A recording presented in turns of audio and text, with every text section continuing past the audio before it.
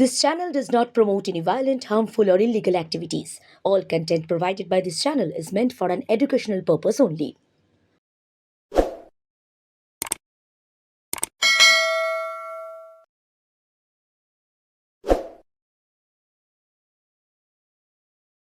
নন্দীগ্রাম এবং নন্দীগ্রাম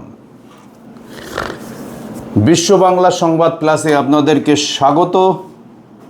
আমি অভিজিৎ।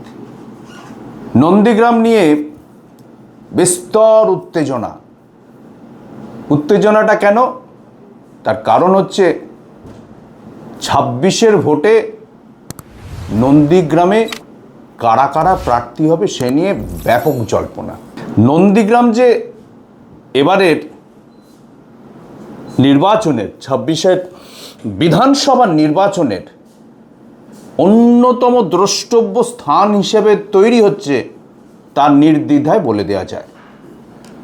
তা সে রাজনৈতিক দিক থেকে হোক কিংবা প্রতিপক্ষের আকচাকচির দিক থেকে হোক, নন্দীগ্রাম এবার কিন্তু নিশ্চিতভাবে 26-এর নির্বাচনের অন্যতম একটি দ্রষ্টব্য বিষয়, স্থান, কেন্দ্র হতে চলেছে। নন্দীগ্রামে সেবাশ্রয় চলছে প্রায় মাস দেড়েক ধরে এবং ইতিমধ্যে সেখানে নেতৃত্ব ঘুরে এসছেন এবং চলছেও। এখন প্রশ্ন হচ্ছে যে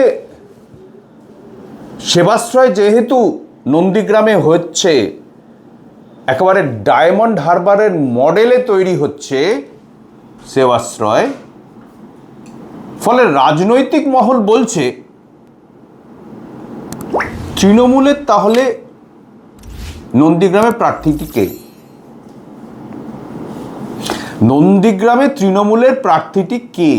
কেউ কেউ সরাসরি বলে দিচ্ছেন, যারা ওয়ানডে কিংবা 20 ক্রিকেট খেলতে অভ্যস্ত, বল এলেই বাউন্ডারি বাইরে পাঠানোর অভ্যাসটা রপ্ত করার চেষ্টা করেন, তারা বলছেন যে অভিষেক বন্দ্যোপাধ্যায় নন্দীগ্রামে প্রার্থী হচ্ছেন। খুব স্বাভাবিক প্রতিক্রিয়া, তার কারণ সেবাশ্রয় ডায়মন্ড হারবারে হয়েছে এবং তারপর নন্দীগ্রামে। ফলে মানুষের মধ্যে যে স্বাভাবিক প্রতিক্রিয়া, অর্থাৎ নন্দীগ্রামে প্রার্থী কে হবেন সেটা খুব পরিষ্কার। বিষয়টা যদি হচ্ছে আলোচনার জায়গায় আসে তাহলে পরিষ্কার বোঝা যায় যে এই নন্দীগ্রামে অভিষেক বন্দ্যোপাধ্যায় প্রার্থী হওয়ার সম্ভাবনা একেবারে উড়িয়ে দেওয়া যাচ্ছে না। আবার রাজনৈতিক মহল এটাও বলছে যে অভিষেক বন্দ্যোপাধ্যায় হয়তো নাও হতে পারেন, কোনো একজন স্টার, যিনি হন স্টার রাজনীতিবিদ, নন্দীগ্রামে প্রার্থী হবেন। কি হবেন না, স্টার রাজনীতিবিদ অথবা রাজনীতির বাইরের লোক কিন্তু তাকে মানুষ চেনেন, এমন লোক কিন্তু নন্দীগ্রামে তৃণমূলের প্রার্থী হতে পারে। এবারে প্রশ্ন হচ্ছে, যদি অভিষেক বন্দ্যোপাধ্যায় হন তাহলে এই কথা নিশ্চিত করে বলা যায় যে রাতের ঘুম ছুটে যাবে শুভেন্দু অধিকারী। কি হবে? রাতের ঘুম ছুটে যাবে শুভেন্দু অধিকারী। তার কারণ শুভেন্দু মুখে যতই তর্পান, সংবাদ মাধ্যমে বুম দেখলে যত কথা বলুন, শুভেন্দু নিজের মনেও জানেন যে নন্দীগ্রামে যদি অভিষেক বন্দ্যোপাধ্যায় প্রার্থী হন তাহলে কিন্তু এই যে রাজ্য জুড়ে তার মাস্তানি করে বেড়ানো বিজেপির হয়ে, তা কিন্তু একদম জলাঞ্জলি যাবে। এবং নন্দীগ্রামে অভিষেক বন্দ্যোপাধ্যায় দাঁড়ানোর অর্থই হচ্ছে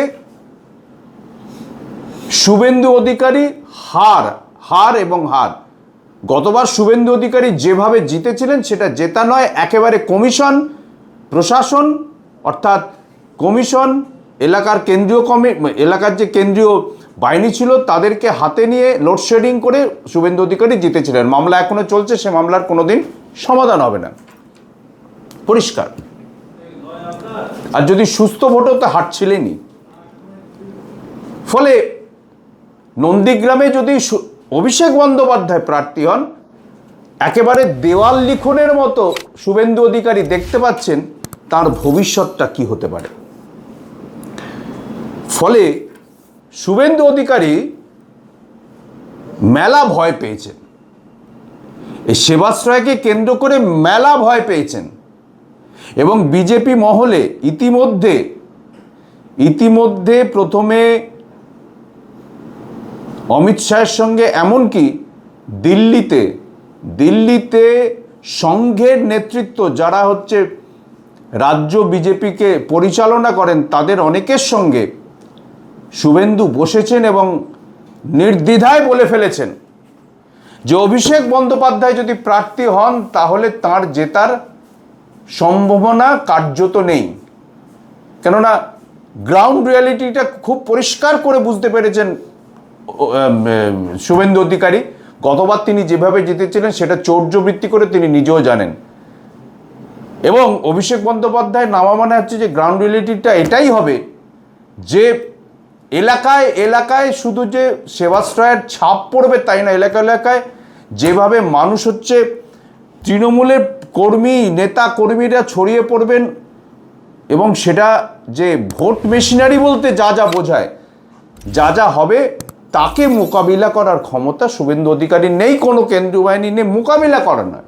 মোকাবিলা বলতে চেয়েছি যে ভোট মেশিনারি করার ক্ষমতা নেই, এটা সম্মুখ জানেন।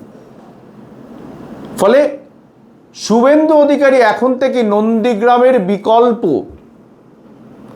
আরেকটি কেন্দ্র হচ্ছে খুঁজে বেড়াচ্ছেন।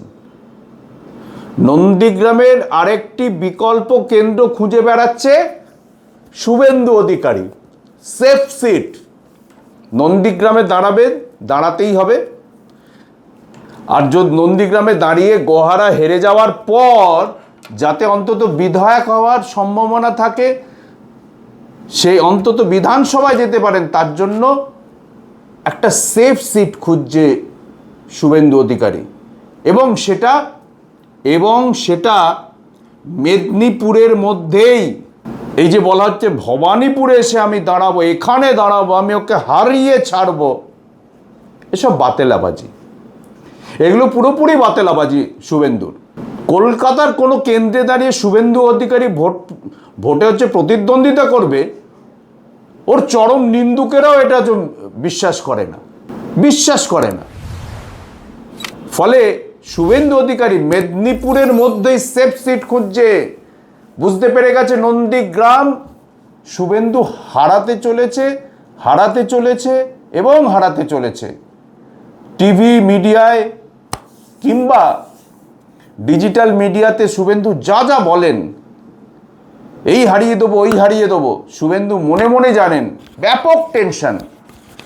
ব্যাপক টেনশনে রয়েছেন। মনে জানেন যে যদি অভিষেক বন্দ্যোপাধ্যায় অথবা কোনো হচ্ছে স্টার ক্যান্ডিডেট ওখানে তৃণমূলের পক্ষে দাঁড়ায়, এবং তারপর যে ভোটটা হবে সেই ভোটটার নেতৃত্ব দেবে অভিষেক বন্দ্যোপাধ্যায়।